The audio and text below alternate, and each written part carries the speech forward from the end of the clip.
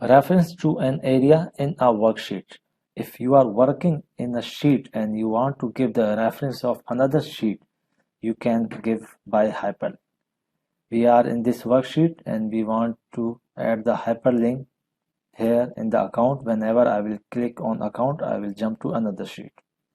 Let's see how.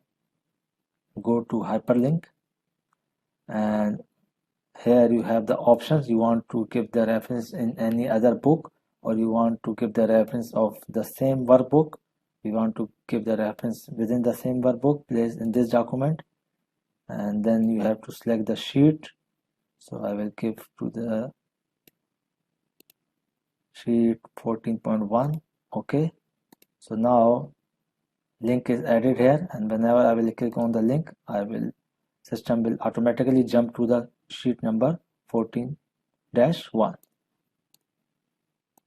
So if you want to show any detail of anything and the details is available in any another sheet, you can just add the reference, and by clicking on the reference you can jump to that sheet.